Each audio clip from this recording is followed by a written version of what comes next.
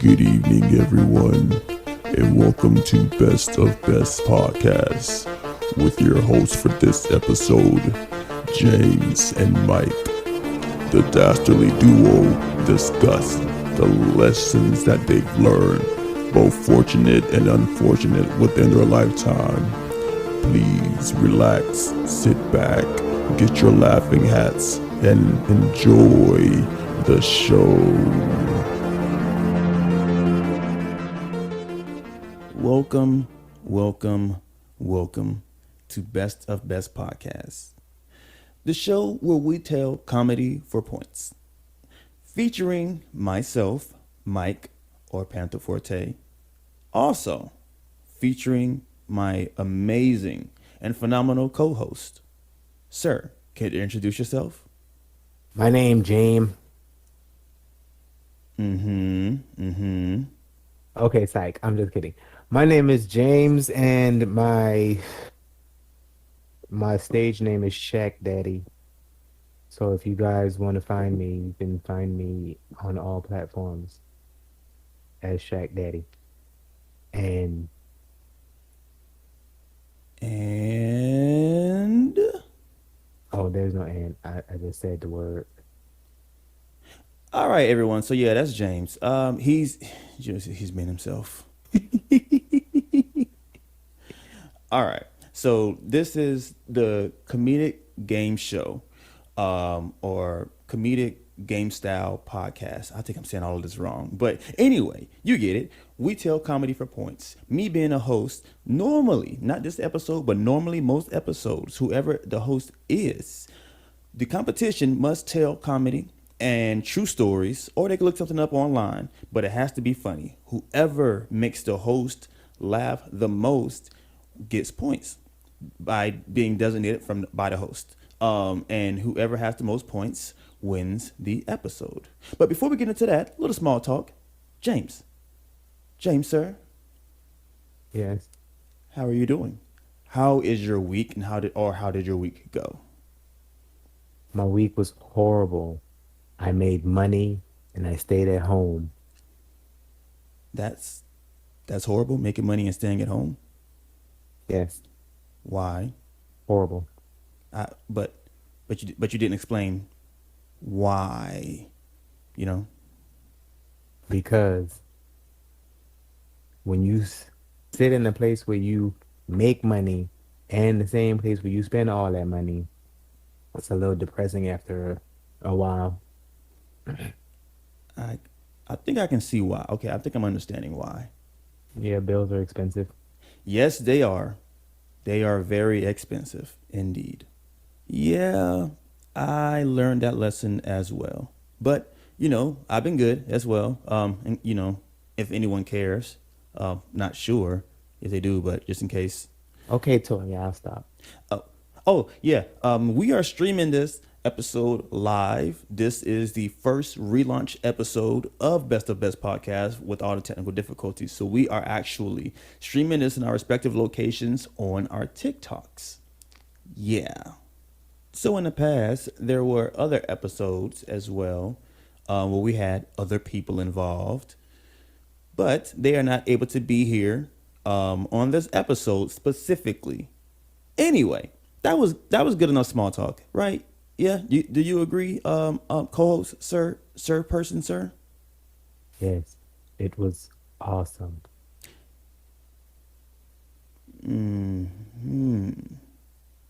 You sound very suspicious over there. Are you the James that I know? Are you the Shaq I know?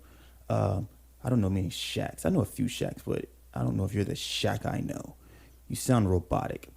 Anyway, we are going to move forward with today's episode. Yeah, and We cannot move forward. why? Is there still more small talk? No, because we haven't toasted yet. Toasted. Oh, yeah. Ladies and gentlemen, we are also sipping responsibly. We do that on this show. We think it makes the jokes funnier. So we haven't toasted, but you are sipping. Is that right, sir? Yes. I don't understand you, and I don't think I ever will. But I will say this: since you are sipping and we haven't toasted, I'm gonna say that you, my dear friend, pose the toast, please. All right. I pose that we toast to the fact that we gonna do this and get it done. Toast. Tink. All right. Okay. Tastes like non-high quality H2O. All right. I feel like what you said earlier about working from home and spending money and stuff like that. That's kind of it comes with the territory. With it, even if you're not working from home, it still comes with the territory of learning lessons, which is a segue. And I firmly believe that we all learn lessons in different aspects of our lives, and they always have a purpose. They either teach us to keep going, move forward. You're doing great, keep striving. They help us reach certain levels in life. They catapult us forward. They teach us intricate things, or they can also teach us to not do that again. And there have definitely been some lessons I've learned in my life that's either, okay, be careful, or don't do that shit again. And I have a story for you all that I will begin to tell. Don't judge me on the story because, once again, it was a lesson that I learned. And I'm not even going to say it was a bad lesson learned. It was just one that I didn't expect to learn. I had different expectations for the outcome of this, but it was definitely a surprise. And since then, I have never done it again. So we're going to take this back to me probably being, maybe, I'll say maybe 12, 13, something like that. I was at my friend's house, and it was after Thanksgiving, probably just after Thanksgiving, or as I refer to as Gratitude Day.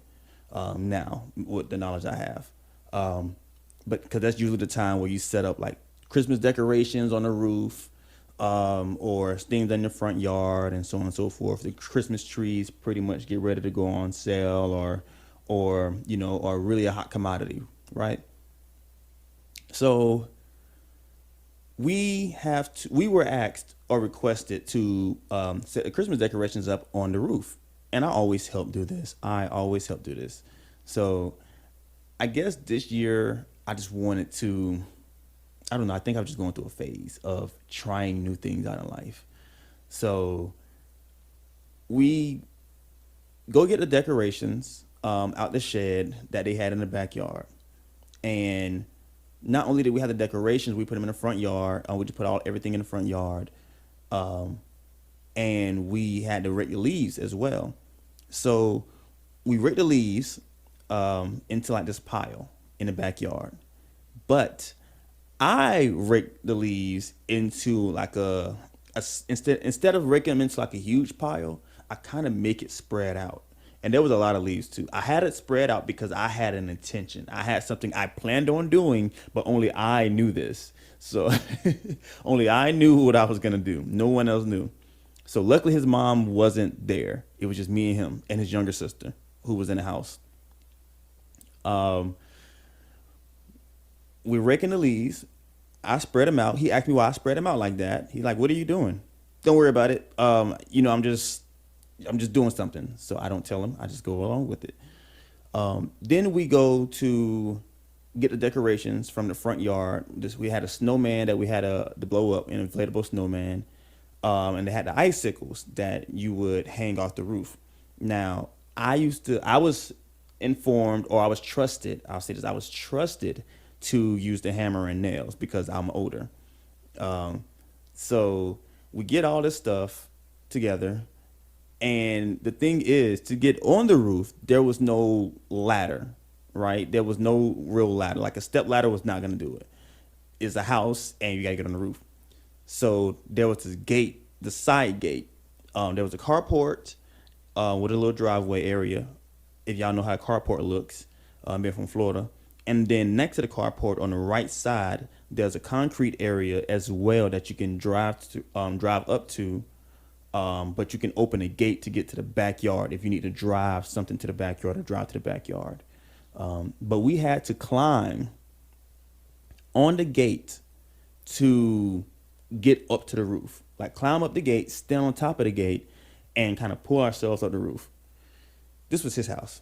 So he climbed up there first, of course. I passed him the stuff, and then I climbed up next, right? So after passing him the stuff, I get up, he helped me up. We start to set up the decorations. And we're setting it up. We have the icicles spread out around the front of the roof. And we put certain nails in certain spots. And we hang, the lighting up on that, on the roof, on the nails. And we're setting up the snowman. So with the snowman being set up, we have to get make sure it's set up in the right spot, so that way the inflation device can reach inside the house from the roof. So that's all going on and stuff like that. Now, while we're setting this up, in my mind, I am thinking to myself, I'm ready to do what I had planned. I wonder if I'm going to get hurt, but I'm not really concerned, but I'm excited for this. So my thought process was to get done with this. I don't really care how it's set up. Just get this done so that way I can do my master plan, right? So we had to, there was leaves on the roof too, and we needed to push the leaves off the roof. So I had to get down from the roof. I volunteered to get down from the roof to go get the broom and rake the leaves up and rake them off the roof. But I had a specific way I wanted to get down. I didn't want to climb back off the gate. No. That's too boring for me at this time. I am a preteen or a teenager at this point. I am daring. I am young. I am me. I am an explorer. I fear nothing. I stand up and I walk to the back of the roof. And he looks at me and he says, Mike, where are you going? I said, I'm going to get down so I can go get the rake and the broom. There's a push broom, by the way. And he just looks at me and it gets intense. My focus narrows. I look down. I plot my landing. I plan it out. I do some geometry. I calculate my angles. I back up. And I get a slight head start of a jog. And I jump off the roof. I land on my ass and back into the pile of leaves. I'm safe. I am not hurt. I begin to get comfort. It was kind of stabby because they're leaves that have fallen off a tree and they're all crunchy. But I decide to make a leaf angel in the leaves. I'm having fun now. Until I realize that a pile of leaves is not the safest thing.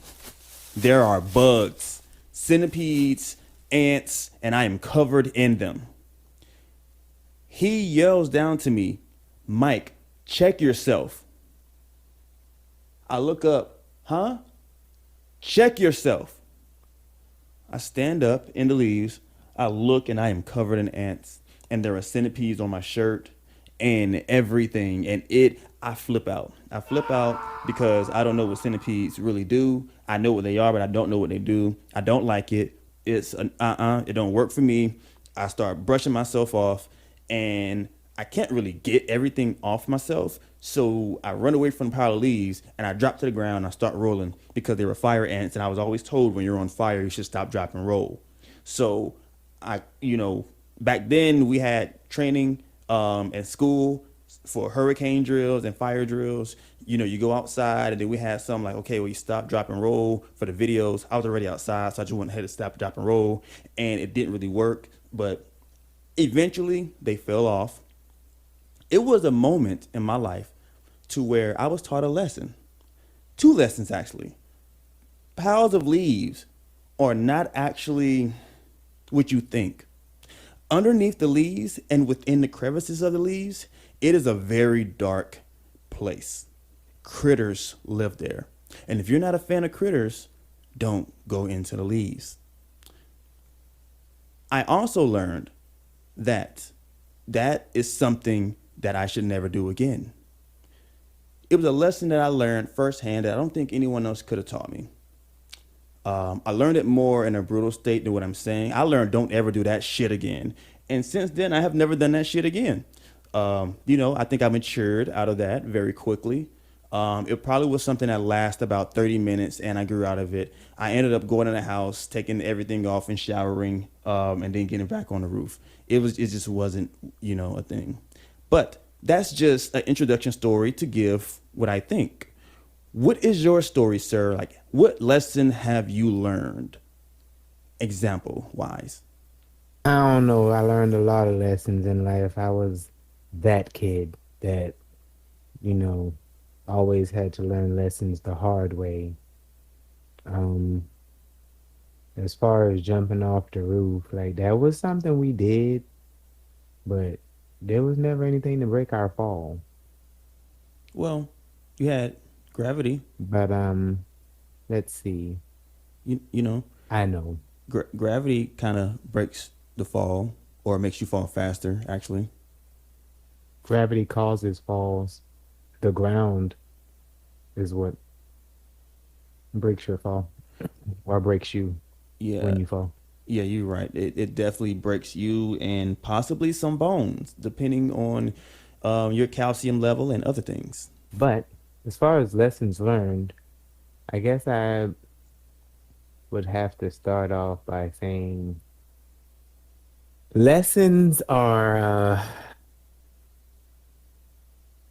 lessons are difficult at times, especially when you try to take your own understanding of how your outcome is going to be, Mm-hmm. because a lot of people think that it's easy to do certain things that they have no knowledge about.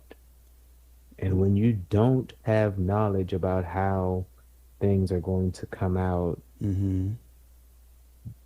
it tends to take you on a head over heels type of adventure. Okay. So Head over heels. I'm Okay. just going to say that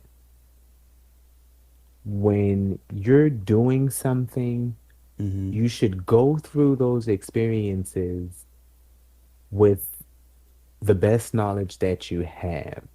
Because when you try to take shortcuts, sometimes things aren't going to end the way that you expected. Right. And I say that because my lesson comes from a bicycle race.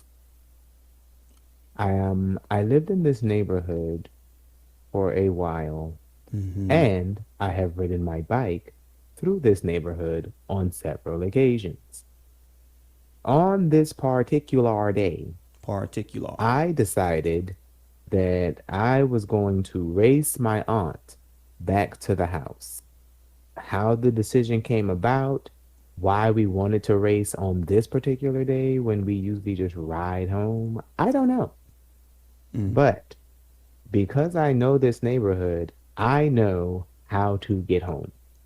Mm-hmm. As you But should. this race, for some reason, was so intense. We came up to the conclusion that we were going to race.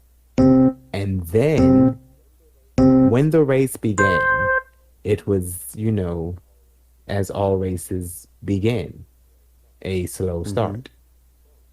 So I start off slowly and we start pedaling. And as we increase speed, we are laughing because for whatever reason, when we get competitive, we laugh. I don't know why.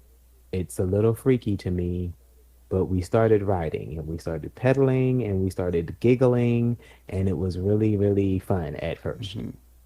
Um, so we were coming around the curve, and after a while, I realized that she was going faster than me.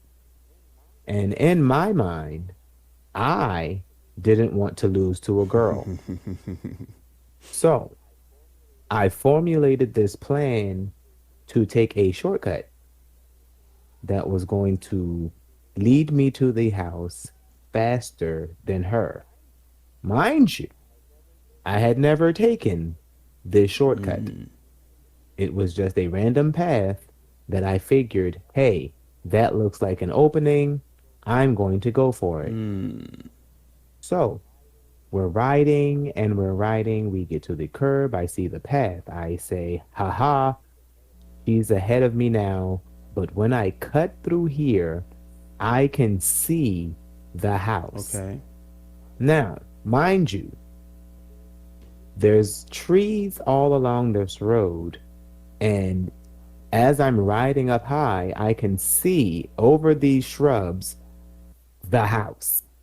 And I said to myself that that looks like a good idea.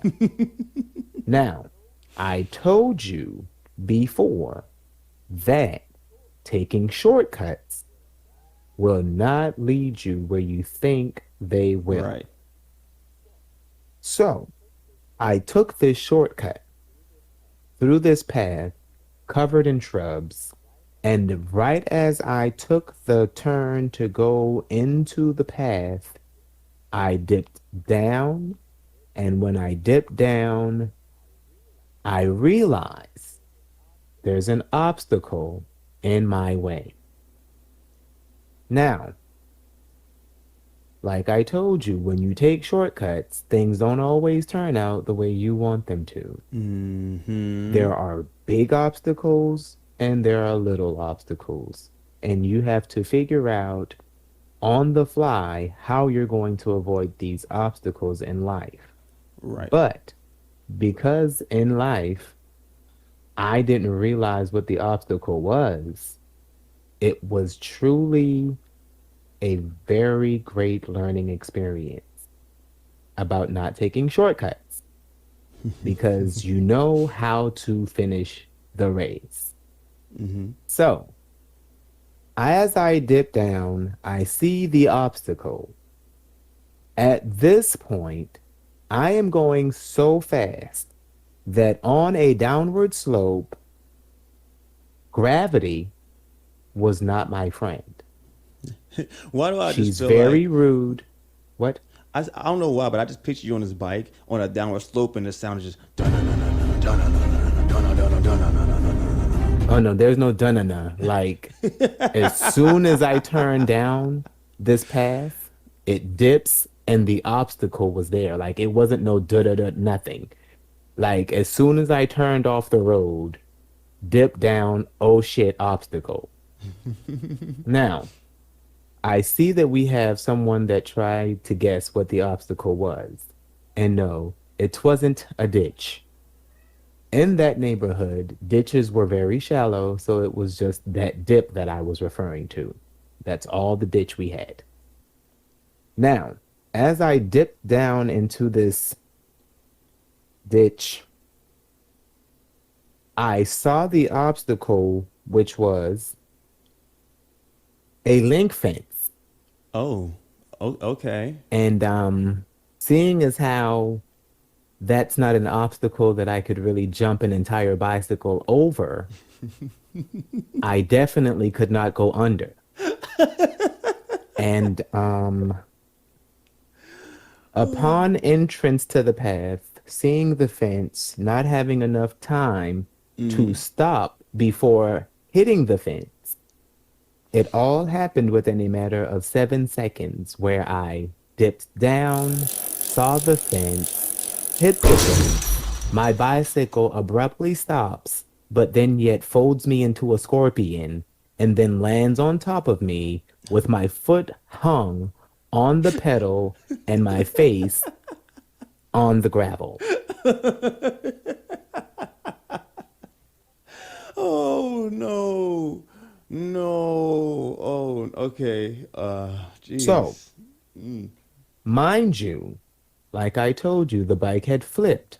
It was so hilarious as to how this all happened because the bike hit the fence. And you figure, hey, the bike is just going to crash into the fence and I'll be okay. But no, when I hit the fence with the speed and force that I hit it, my front tire abruptly stopped and the bike, because it is on a spindle, immediately hit the fence and my front tire stopped. The back of the bike with all the inertia went up. Along with the up, my foot on the pedal got caught by a pant leg and I was stuck upside down in a half scorpion with my face eating gravel and I was stuck for Oh, about 17 minutes that's a long time. because my leg was hung. The bike had lodged itself into the fence, and I was hanging there upside down for about 17 minutes. And I know that it had been a while because I'm assuming that she had made it home, sat there, and expected to see me come around the curb. And when she did not, she came back and was looking for me. And when she was yelling my name, I hollered out, help. And when she came to where she heard my voice, not did she say, are you okay? Not did she stop in astonishment as to, oh my goodness, my nephew is upside down with his face eating dirt. She immediately saw me and took the hugest laugh I had ever seen her take. As she should have. As she should. She sat there for at least a minute and a half laughing while I was eating grovel and losing blood to all of my body except my face because gravity had pulled all the blood that way. That's what So, happens. when she finally decided that she was going to help me get loose, she did not unlodge the bicycle whose front tire was still on the ground. She decided to unlodge my pant leg, which then caused gravity to drop my entire body on my neck. So I am now stuck under my own body weight. Oh, with the swooshy neck. And when I finally get off the ground, dust myself off, realize how much scratches I had consumed, and how much blood I had lost, and how much of my clothes I had torn up, and how much of an ass whooping I was going to get because now my bike is bent, my clothes are torn, and I look like I had been in a fight with a badger.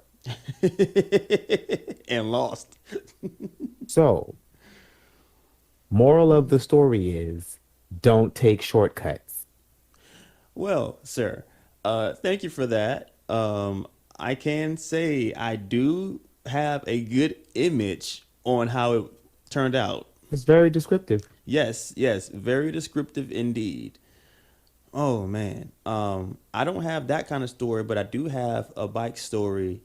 Um, so growing up, I of course grew up in Jacksonville, but I will ride my bike, but I always steered clear of breezeways. You know, some neighborhoods or some apartment complexes have larger breezeways than others, but you have the breezeway and you have the staircase that leads up to the second floor, usually on the right side of the building, depending on which way you go. When you're going through a breezeway, right? Hmm. Okay, so I had a friend named JD. JD taught me how to skate. JD was about 2 years older than I was, Hmm. and he was a very cool kid. He was different, but like from what most people would hang out with, or who most kids would hang out with. But he was very cool. I used to go to his house, and we used to play like the Nintendo together. Like Super Nintendo, or not Super Nintendo, and Nintendo 64 back then. So that's how long ago it was. This is like when N64 like first came out. So JD was very like skilled. He would always ride a bike with or his skates through the breezeways. He kind of helped me learn to rollerblade better. We used to go on little trips, skating trips through the apartments I grew up in, and so on and so forth. So he was very skilled with maneuvering and doing tricks and things like that. So I just steered clear of the breezeways because I had always thought that my bike just couldn't do it. Wait, would you post it in the Discord? Is this what you went through? Because this is how I was seeing it. And this is also what happened to me when I was riding my bike that day. Do you see how the bike's back is? Yes, that's exactly what happened. If you see the impact, you can see how my face scraped the fence first. Then I ended up upside down. And then the back tire lifts up into the air. And then the bike lodging into the fence. Like you can see all of that happening with just this small clip. It is a good clip. Like it is hilarious. It is equivalent to taking a good photo on a good phone during golden hour. I wish you guys could see this. Like it's golden. Oh yeah. Hello everyone, Mike here, Panther Forte if you will, and I would like to thank you all for listening to Best of Best Podcast. I really hope you all are enjoying. You can find me anywhere, Panther Forte, on all my social media handles, or Michael Stewart Jr. anytime you want to connect in the entertainment industry. Once again, thank you for listening. Allow us to make you laugh and enjoy the rest of the show.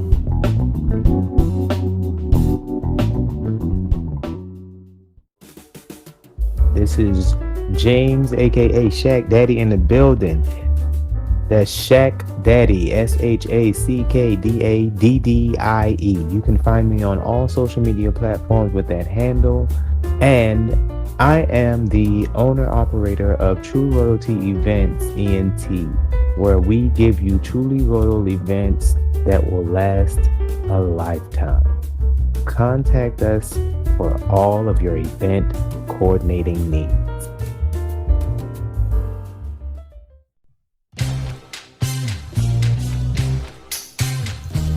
Best of Best Podcast is brought to you by Bastu Productions, the only one media and film production company that handles everything from birthdays and weddings to full-fledged feature films. Please allow us to spoil you with our creations.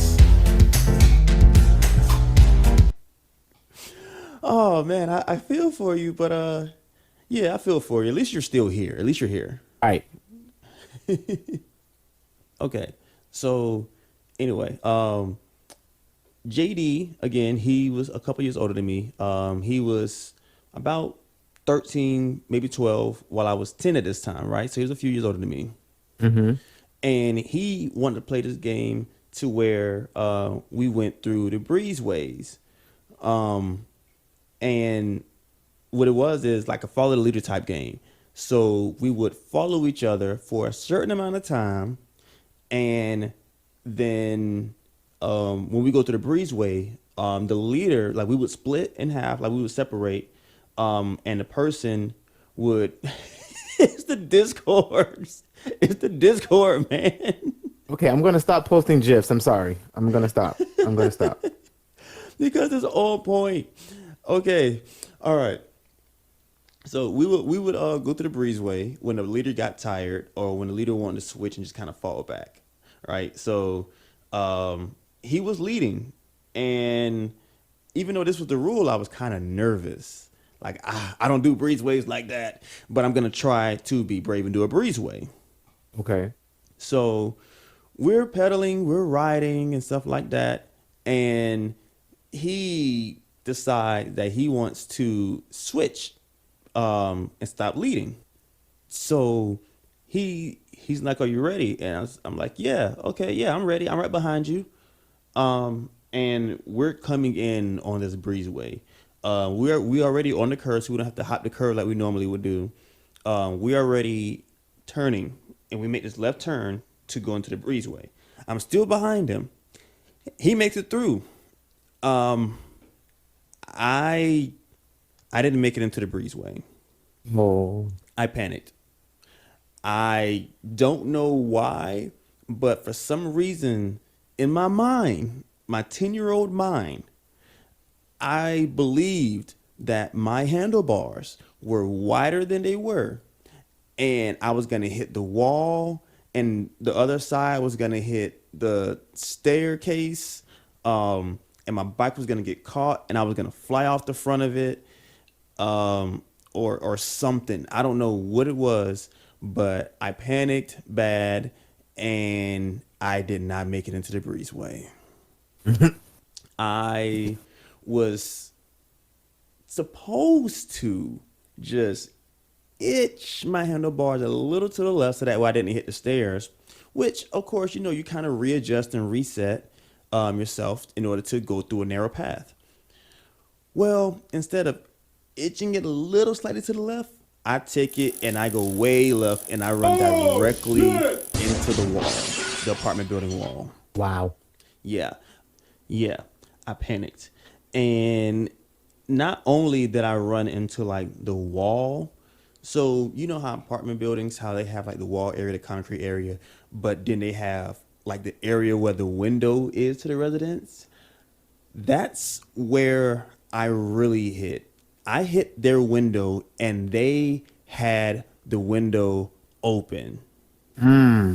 Yeah. So when I think about it, it is so bad because my front tire hit, bow, smack right into the wall and bounced back, but my back tire lifts up and I face plant right into their window screen. Yeah. So not only did I face plant into their window screen, but my feet left the handle, the pedals on impact. Damn. So I smack into the wall. My feet come off the pedals. The handlebars hit me in the lower stomach, Oh no. and I go forward, which is how I smack their window screen. But the pedals start going backwards because it was one of those bikes that you can pedal backwards and get the sound. So when it comes back, it smacks me in the left knee, and I bust my knee open.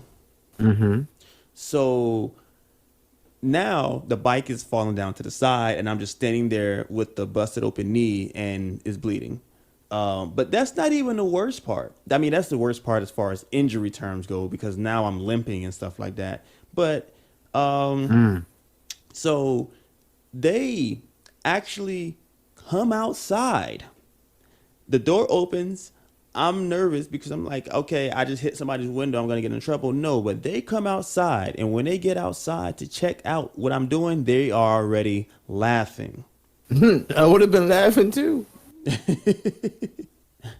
And they're this grown ass adult who I'm thinking is going to come outside and ask me if I'm okay and check on me. But no, all they say after when they stop laughing is, you hit that kind of hard, didn't you? Sir, can you help me, please? Nope. My parents are not home. Can you please go get help or something? Nope. So yeah, yeah, I hit it hard. I took a bad spell. Um, I got off my bike and JD was inside the breezeway, still on his bike with his feet on the ground, looking back at me, and he was laughing. So I think I said it like this. I'm not sure, but I know I told him something. I think I said it like this. You said I think I said it? No. I know I said to him, I'm gonna go home, but I think I said it like, I'm I'm gonna go home now. And I limped my behind home. Just hurt. Just hurt, just purely hurt, just in pain. Damn. Yeah, that's my bike story. That's the worst one probably. Still think about it. Oh. Yeah, I tried to do some S game stuff, but it don't go right. When you get a speed bump and it catapults you, it don't go well. No, that never goes well. Right. You hit it and you looking forward, but then after you hit it too fast, you start looking up and then you fall on your back. Mm-hmm. Yep, that's how it works. That's gravity for you. I tell you, she ain't pretty. She is not pretty, but she is always on point. Exist and stern. Yes, Mm-hmm. her calculations are always on point. Very much on point indeed. She never misses a beat. Well, as far as other lessons learned, I learned a very important lesson about not ignoring your elders. Mm-hmm. And it's not as tragic as it sounds, but more tragic if you would have seen the results. So let's just dive right in. Mm-hmm. So we probably about a decade now ago or more, we had our first black president. Right. First time voting for me. 2009, I think. 8. I don't know. I don't keep up with with numbers. Um, but this particular election was very important to me. And because I hadn't registered to vote where I lived, I decided to come all the way home to South Carolina to vote. Mm-hmm. Now, mind you, when I go home, there's usually a plethora of people that want my attention, that Plethora. want me to come by and see them and talk to them and whatever, what have you. So I go to, see about getting this vote in because I wanted to be a part of making history and electing our first black president. Right. So I get home, I'm super excited. I talk to my mom. We all say we're going to vote on this particular day. And I'm like, yes, we're about to do this. We're about to make history. This is going to be phenomenal. It is going to be a life-changing experience. And a decade later, I realized it wasn't as impactful as I expected it to be, but we're not talking about that right now.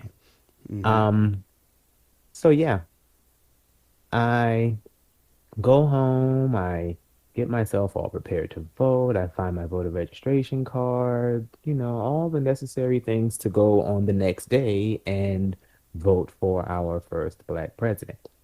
Um, so I get down to the election building and I don't like people Mm-hmm. like at all. I barely like my parents, but we're not talking about that right now either. Um, so I get to the election place, and because our community is so small, you see damn near everybody. So I didn't really fret it too much. I was expecting to see some people, and everything was nice Mm-hmm. at first. I get there, and definitely because our community is so fucking small, several people that are working the polls are people that I know and want to have conversations about what I've been doing and all of this jazz. So since I already have to stand in line anyway, let's make the time go by. Right. So I have these conversations with folks and we're talking about stuff. Some people are asking who I'm voting for, which is illegal to do while in the space where the voting happens. Right. So I try to leave them by themselves to talk about that and just nod my head in agreement to certain things that's being said. So yeah, I get all the way in there, I get to the ballot, and I complete it. I did not hit the all Democrat button because I wanted to make sure that his name was actually selected when I clicked it. Mm-hmm. So I did all of that. I walk out, I get my sticker, and I'm super proud of myself for voting because I had not voted the previous year well, the previous 2 years because I did not want to. Um, so we fast forward to now that I've have my sticker, I am walking out of the building because it is time for me to go home now. I did my part. And I was a little hungry because we had been in line for a minute because for whatever reason, everyone voted that year. Um, as I'm walking out, once again, more people want to talk to me. Mm-hmm. And this one lady that I had worked with before was there. And why, oh, why would I run into her ass on that day? So, just a little background on this lady. She's very obnoxious. She ran this youth program wrong, and she had me help her do it wrong. And I left their program because I felt like it was a bunch of bullshit, and she was just trying to get money from the grants. So, I decided that I was going to try to ignore her, but it did not work. Just saying. Mm-hmm. Let's just put that out there that it did not work. Okay, so now I leave the election, run into her. She starts talking. She's trying to tell me that she would like to do this and that, and whether I was in the area and all of this jazz. The conversation goes on for like damn near 11 minutes or more. And now I'm really aggravated because I want to stop talking to this lady. So I begin to inch away from her, trying to end the conversation peacefully. And she just won't stop talking. And in my mind, I'm remembering that my mom taught me to respect my elders, and I should have stayed and talked to this lady because she was talking. I mean, I feel that, but sometimes you just don't have the time, you know, and I know it's like a different kind of perspective on what you're saying, but some older people can be highly disrespectful. And if you are trying to get to doing something, you don't really have time to talk to people. But I I don't know, because like you said, I don't really like people like that either. So I'm the same way. So, but I'm interested to see where you go with this. Okay, well, we talk, and like I said, she introduced an opportunity for me to come back and work with her program, and that sounded great because I like money. But then she started saying all this extra shit. Mm-hmm. So I began inching away from her to try to end the conversation because I'm tired of talking and I'm ready to go home. And as I'm inching away, she's still talking and I'm inching. As I'm inching away, and we finally get to a distance enough for me to just take off running from her because I'm tired of talking, there is yet another obstacle in my life that I did not overcome. Okay. Mm-hmm. I'm following.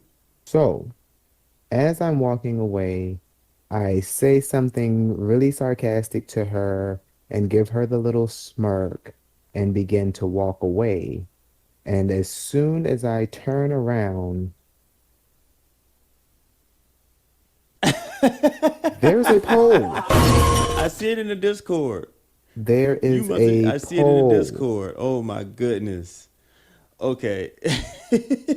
Now, mind you, this isn't a regular circular, cylinder. This isn't a cylindrical pole. This is a pole that has four steel corners on it. Like, okay. Yes, we were at a high school that was built like a long time ago, and the poles were made out of steel and they were square, and I ran slam into the corner of said Oh, pole. jeez. Would that be considered a beam or still a pole? Because I think I don't know.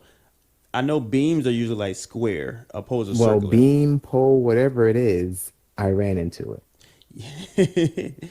Yes, you did, sir. Yes, you did. So now, here's the thing. Running into the pole after I was so proud to have voted for the first black president, I split my face. And when I tell you it was leaking blood, Oh, yeah, I see it in the Discord. I see it. I see the picture. yeah.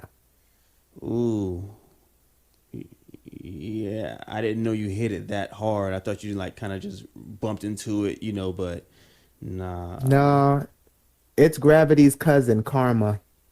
And they get along very well. I hit that pole so hard that it split my forehead, split my lip, and I was leaking blood.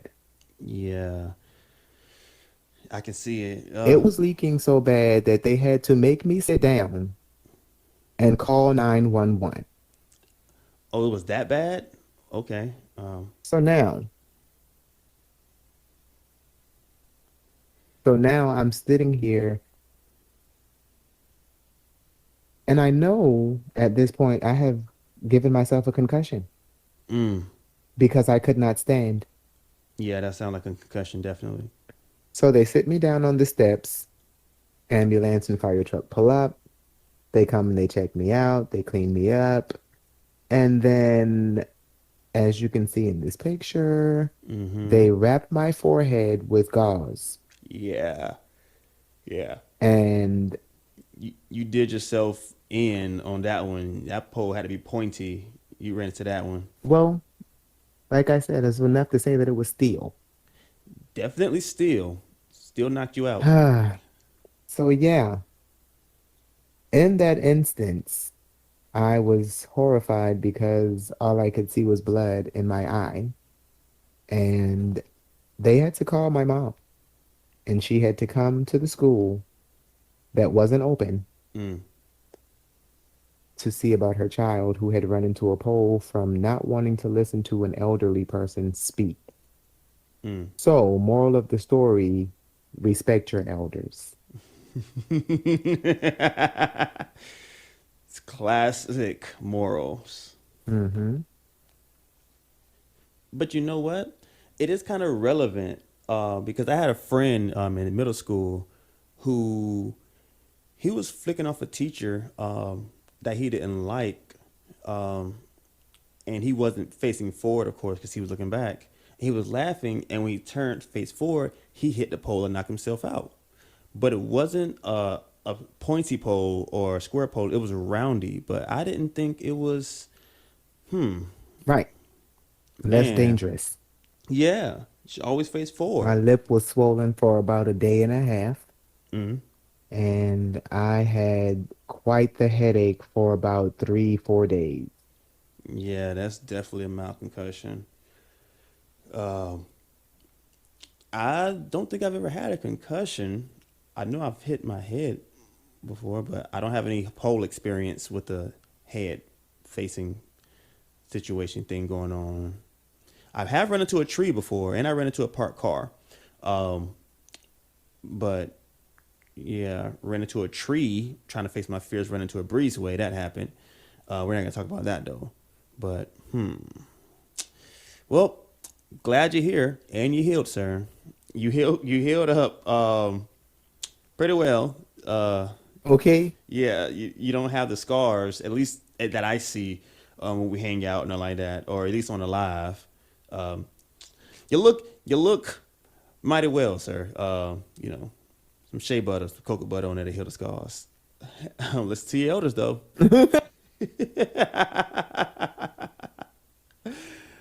Oh, I do have a story that I think you may have heard, if I'm not mistaken. Um, they didn't hear it before because we lost the audio, but this goes with the listen to your elder thing as far as my parents go, and me wanting to do something that I was informed not to do. So I had my two cousins at the house. They're not my blood cousins because they're like in Louisiana, but these were my cousins in Florida. My dad's cousin, his aunt's son and his sister's niece, or his sister's daughter, his niece and his cousin. So they're my cousins and whatever. So Mm-hmm. this is during when the season is changing, because the pool is only open for a certain amount of time during the summer. When it's transitioning to fall, it begins to close because of the how to keep it clean and stuff like that, so they don't spend as much money, and the temperature's changing. Mm-hmm. So I wanted to go to the pool.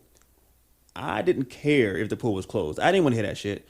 I wanted to go to the pool because my dad was the type to say, "Yeah, hey, I know it's the summer and you're home from school, but so he did night school and he owned his own computer business, so he would create this math and word problems, and he would make them on a level that sometimes I didn't know what it was, and it would be on a level of, what the hell are you asking me to solve, and why right now at this moment?" You know, like it would be on some, and me being in elementary school, it would be on some, the train leaves the station at 200 miles per hour, traveling, and it's supposed to get somewhere at 5:30. What are you asking for my life? I just want to go outside and play and eat when I come back in, because I'm just want a sandwich, maybe a Capri Sun, whatever. Like that was me as a kid, I was a kid. I had to be young during this time. So, just let me be a kid. But I understand what he was doing.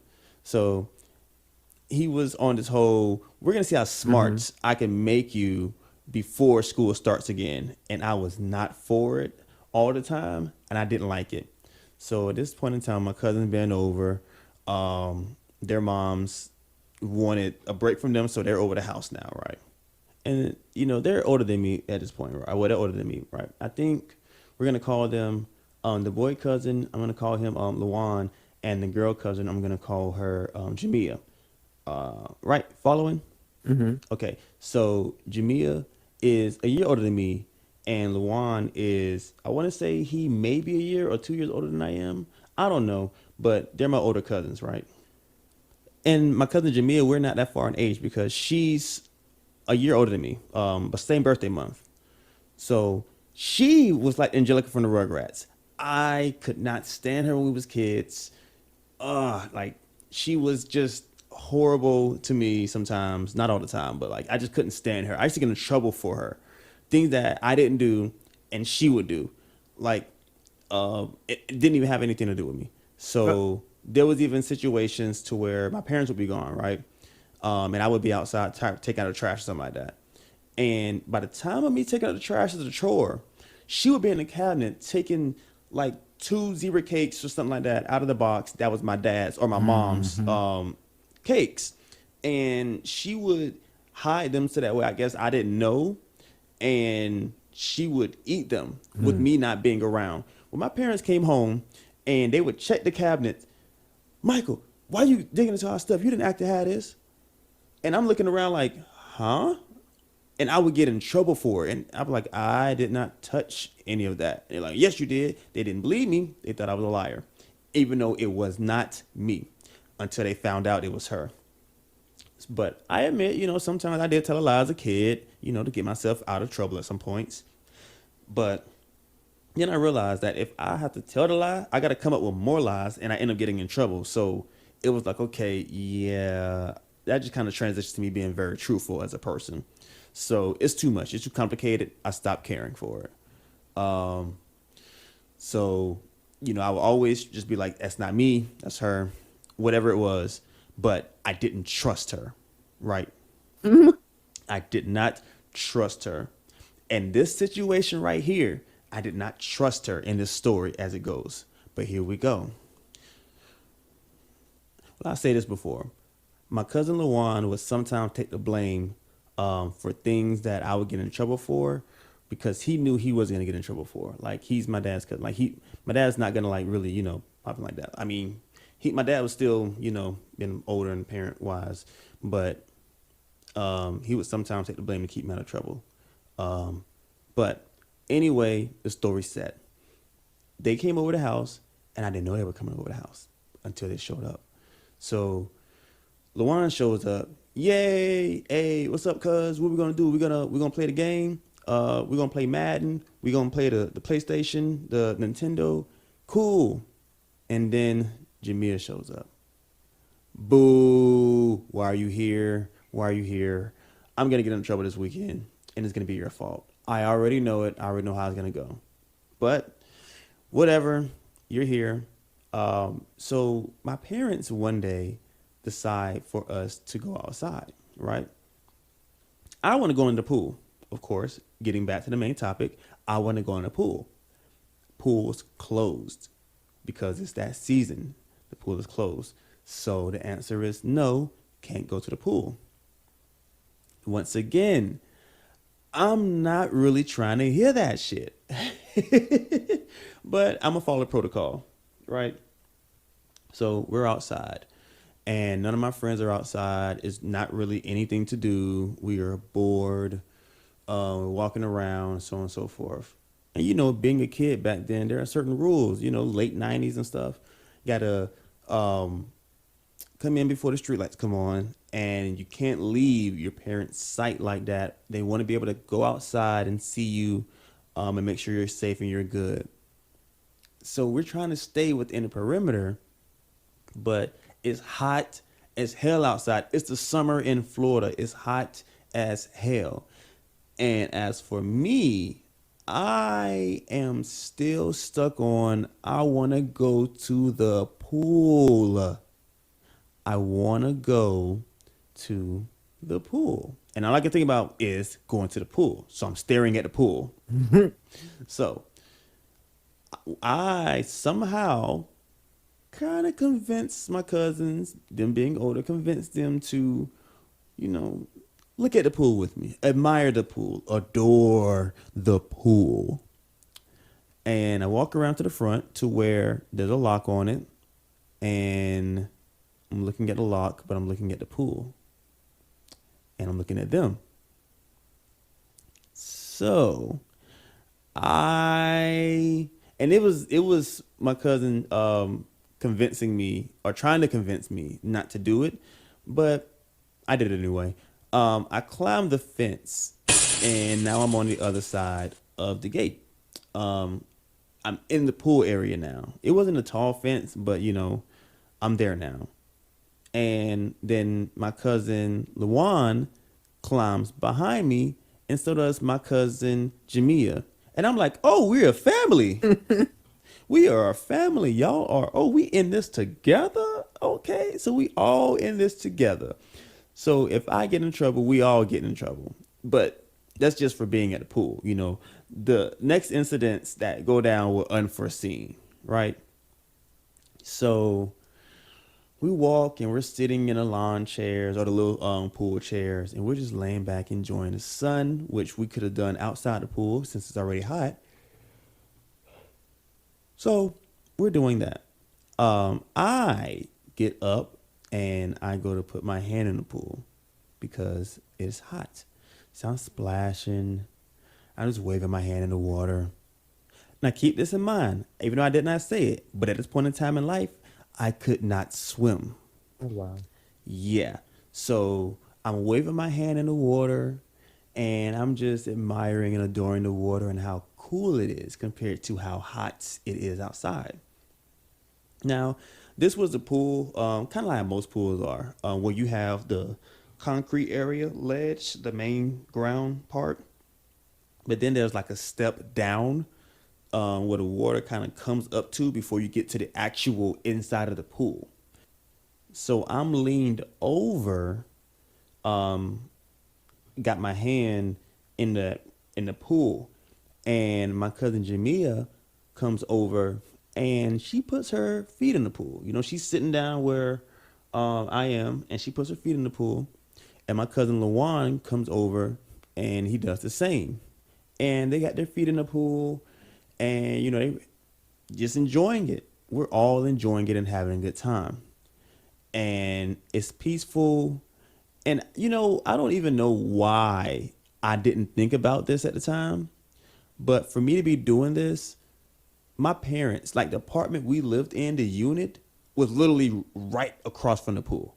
So they could have came outside, walked through the breezeway to the back of the breezeway, and just looked and seen what was going on, and then we would have got in trouble. Did not think that through. I was whatever, not the smartest thing. So anyway, we are enjoying the coolness of the pool water, and I get an idea to say, hey, guess what? You guys want to see something daring and exciting? I bet I can put my elbow in the pool. And my cousin says, I don't think that'd be a good idea. And I'm like, why not? They're like, yeah, Mike, don't do that. Why not? You don't think I can do it? You don't think I can do it? You don't have faith in me? I'm going to do it. And I go to stick my elbow in the pool, and then whoosh, I fall in. I am completely underwater now. I fell into the pool. Not only did I fall in the pool, I had the audacity to be sticking my arm or elbow into the pool between 6 and 8 feet. Remember, I can't swim. I fall all the way in the pool, completely submerged. I don't know how, but I grabbed the ledge. In the midst of falling in the pool, I hit my shin. So I grabbed the ledge. I pulled myself up because they didn't jump in after me. Oh, no. They didn't jump in after me at all. I pulled myself up out the water. My cousin, Lawan, helps me. My cousin, Jamia, did not. So they helped me, and I'm drenched. We was there for a while. We didn't, like, all of this didn't happen in like 6 minutes, like 10 minutes. No, we was there for a good bit. So we got really hot, and I just wanted to do something daring or like get as much of the feel of the water as possible. So by this time, in my mind, I have to figure out how I'm going to dry off before it's time to go in the house. But the sun is already setting. The sun has already started to set.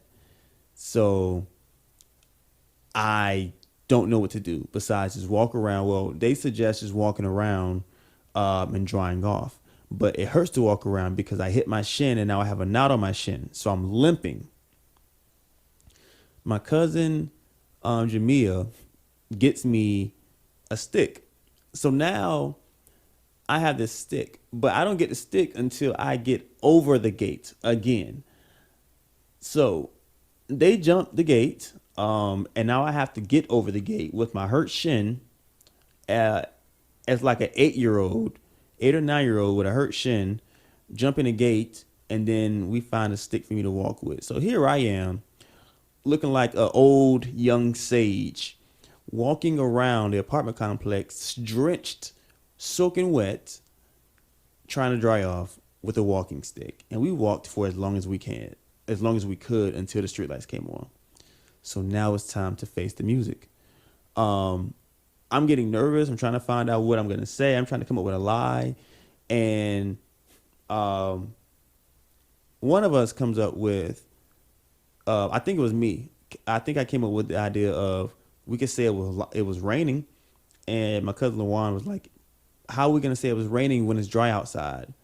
Yeah, you're right. That's not going to work. What am I going to say? Jamil was trying to help me. Couldn't really think of anything. We just had to go with it. I was prepared. I was ready to face the music. Yep, we just going to do it. So we slowly stroll, like very, very, very slowly, begin to walk back to the house. And they go in first, and I'm thinking, before we even enter the house, I'm like, I hope my parents are not in the living room watching TV. I hope they're in their room watching TV, because if they are, I can just get in the house, get in the bathroom, cut the shower on, because that was one of the things I already knew to do when I come in the house: take a shower or wash my hands before going into the fridge or anything like that. So my mind is set on getting in the house, and go into the shower. And I would figure out my wet clothes later on down the road. But they go in first.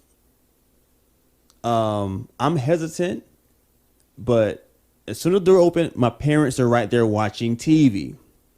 So I go in with the slushy shoes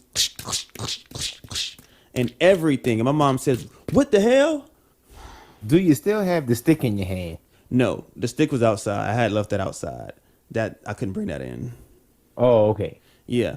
So they hear the from my shoes and it's and yeah. So we had already determined that saying it was raining outside was not a good lie. So my mom turns around and she says, "What the hell happened?" And this was the moment of truth, because we had been ride or die that whole day. So this is the true test. My cousin, Jamia, turned and said, "Mike fell in the pool." Just like that. Quick. Yes. I looked at her and I wanted to say, I knew I couldn't trust you. I knew I couldn't trust you. Just like that. Just done. Just done. My parents was really confused about how I fell in the pool when we weren't supposed to be over there at the pool. So ended up telling the whole story about that. I really wanted to get the whole it rained outside, but I mean we did give it a try before she said that. And yeah, my mom opened the door and looked outside and it was not raining, it was dry outside. So that just didn't work. But she didn't even give it a chance. Like Jamia didn't even give it a chance to like even work fully. There could have been something extra on that, but no, not a chance. Like I possibly could have even saved it from going like even worse or like from dipping downhill or going downhill. No, it's already headed downhill. But the funny part, and I remember this, was my mom really looking outside and saying, "It didn't rain, so how did you get wet? Because we told you to stay away from the pool." And she already knew. But I opened up. I was honest about it. I told the story exactly how, well, kind of not exactly, but I told the same story I'm telling today on this episode. And it all makes sense because I'm not the type that likes being told what to do. But back then, that was just hilarious. That was, I can honestly say that was not by chance the most fuel efficient thing or idea I have ever had. And I can honestly say, I learned a lesson that day, and it was don't do that shit again. And I have never done that shit again. Oh, okay. Yeah. Sad. Do you have one more before we end this episode, sir? Nah, you ain't about to get all of my good stories. Nah. This is a competition. We got to wait. Oh, this one was the competition? I thought we were. No, this wasn't a competition. You about to take all of my good stories before we actually start taking points. I can't do that. Okay, so you're going to save them for the next episode when we got Ashton and the other people that join? We got a whole season to do. I got to save my stories. You ain't about to get all my good stories. You are right. We got about 52 episodes. Oh, okay. Well, in that case, thank you all for joining our relaunch, re-recorded Best of Best podcast episode 1. Finally, content is being provided and pumped out to you all in the best way. Thank you all for watching. For those who forgot, who are listening to this, we did record this on our lives. So thank you all for watching and thank you all for listening. We look forward to making you all laugh through the season. And I hope you look forward to finding out who truly is the best of best.